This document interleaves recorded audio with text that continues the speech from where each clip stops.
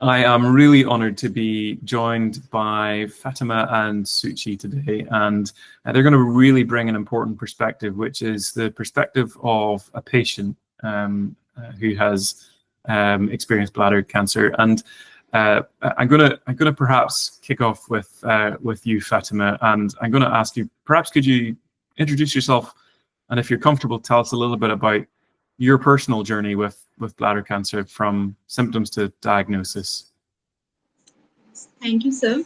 Uh, Myself, Fatima from Bladder Cancer India, and I am a bladder cancer survivor.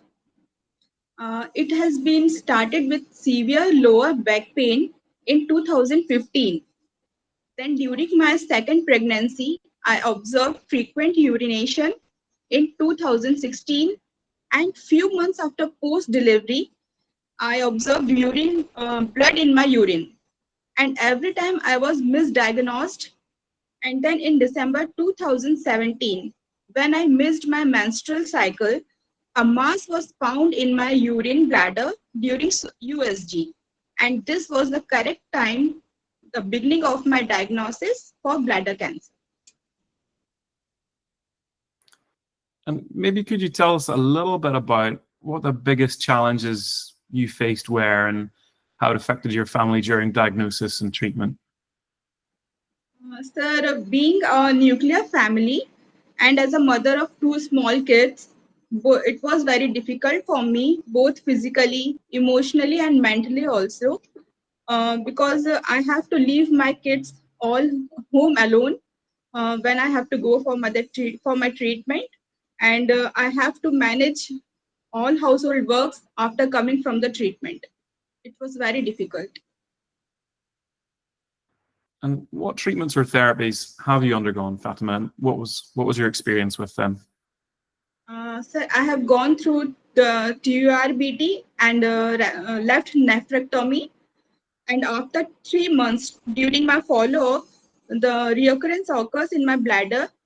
Then again, doctors advised for the TURBT, and which was followed by a BCG immunotherapy. But this was not same for every patient, I think, because I met so many patients, and the conditions depends upon the patient's age and the stage of the disease. And how did you go about navigating those treatment decisions? Were there particular factors or conversations with doctors that helped guide your choices? Yes, of course, doctor's guidance is very important. We consulted many doctors during my treatment, and I think open conversation with the doctors is very helpful during the treatment, um, to take right decisions for better outcomes and better treatment results. And were there any unexpected aspects of living with and managing bladder cancer that you feel doctors should understand better? I think the biggest unexpected aspect of living with bladder cancer for me is that I think emotional health. I think not most, I think every bladder cancer patient was having a emotional health issue. I wish this aspect is better addressed by the doctors. Sure.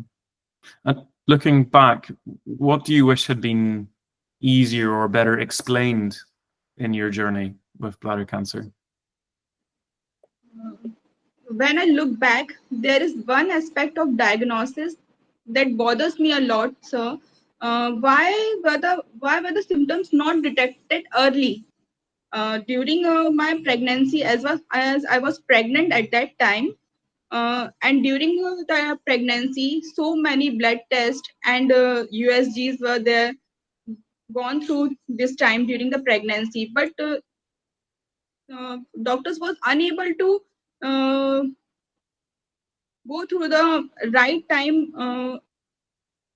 where regular scans was not proper, I think, and it was not detected on the time so that I can able to go to the doctors at the correct time, which so I was diagnosed early. I think yes. Yeah, it'd be great to hear from your perspective what you think some of the most common challenges that patients with bladder cancer face when they're, when they go through that initial diagnosis.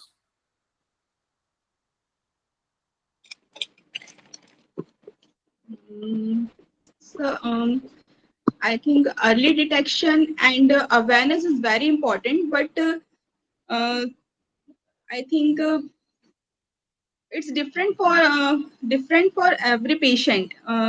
It's not easy for anyone who was diagnosed with the cancer, but is different patients have different challenges according to their age and physical and financial health, family support, and so on. So, And how does the diagnosis impact daily life and emotional well-being for patients and their families?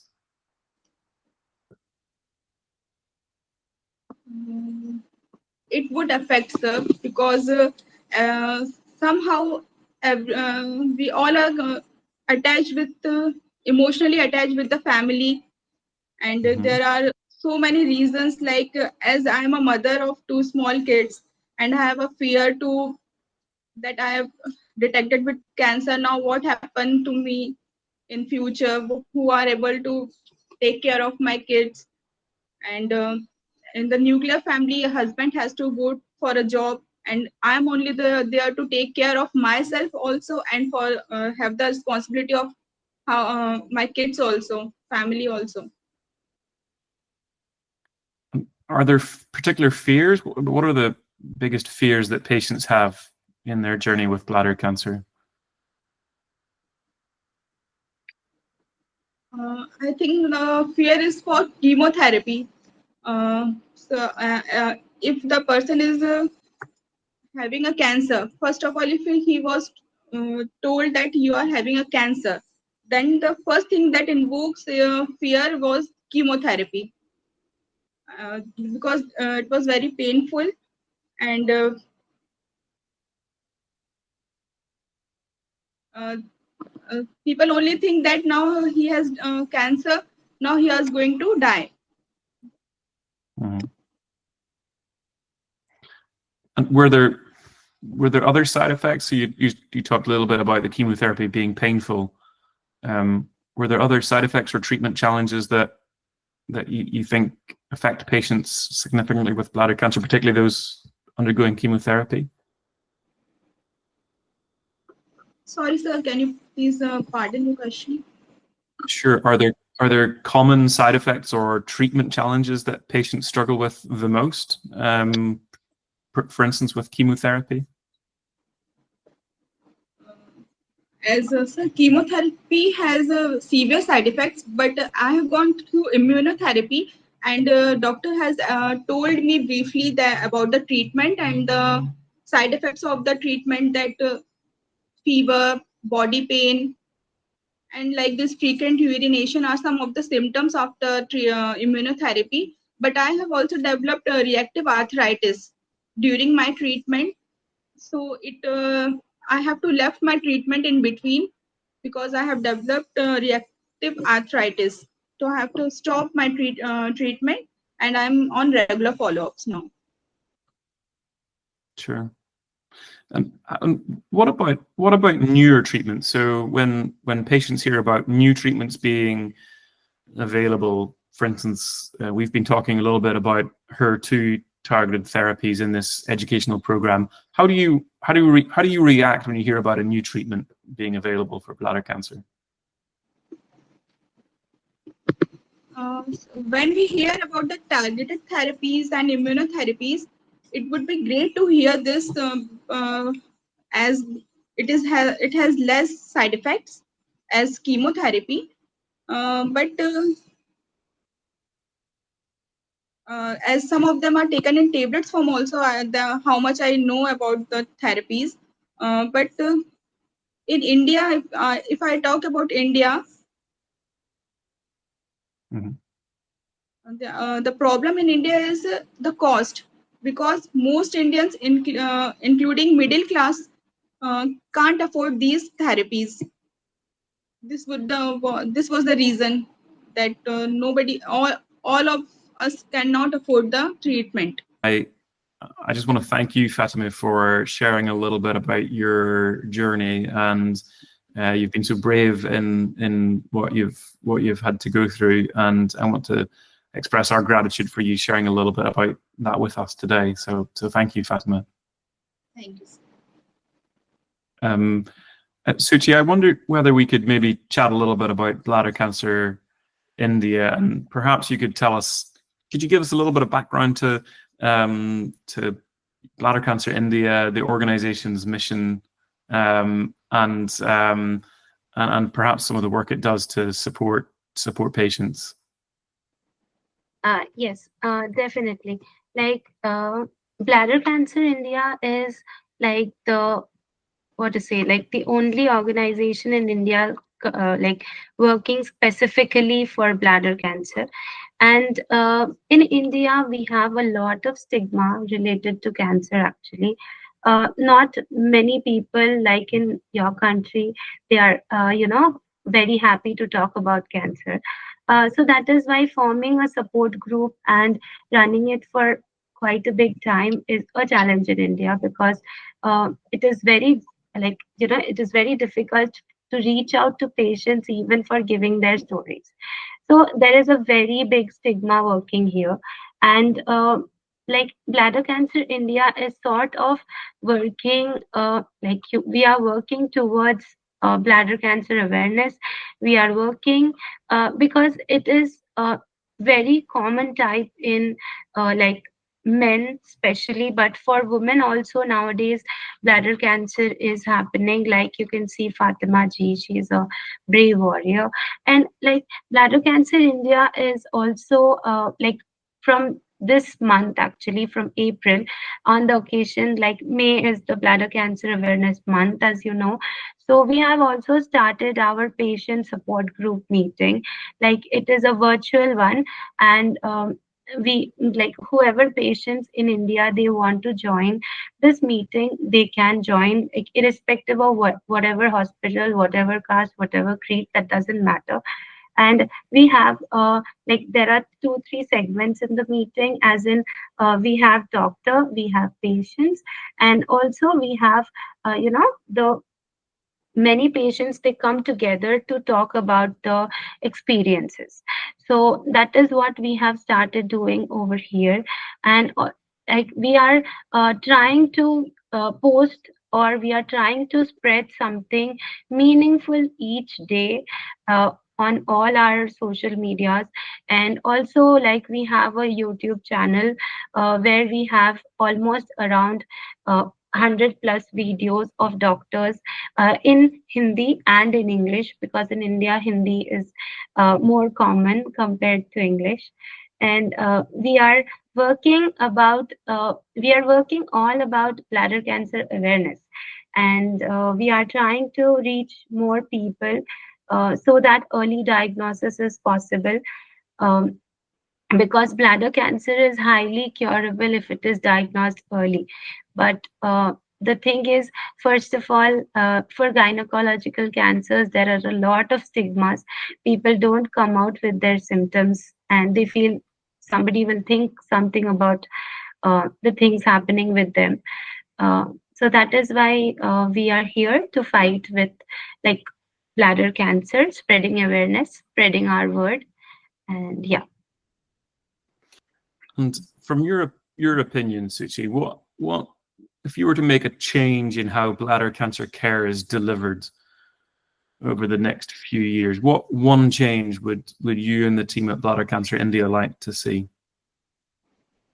Uh, yeah, like I would actually continue it from what Fatima ji said. Like, uh, I think it would be great for all our Indian patients that if the treatments are a little less costly, seriously, because we as a developing country, it's difficult for us to, you know, cope up with the financial crisis that we go through during the treatment.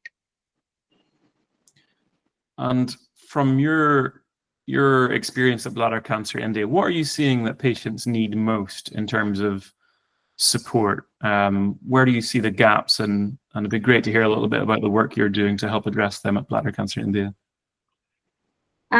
Okay, first of all, uh, the first thing that we have seen is like whatever cancer, not specifically for bladder cancer, whenever we search something on Google, we don't generally get Indian information. So that is first of all what we are working on, that at least the people of our country should get a video of a person like Fatima ji who has gone through this. So this is our first and foremost, agenda. Secondly, we are trying to have patient advocacy about inclusion of various therapies in our schemes, in our government schemes.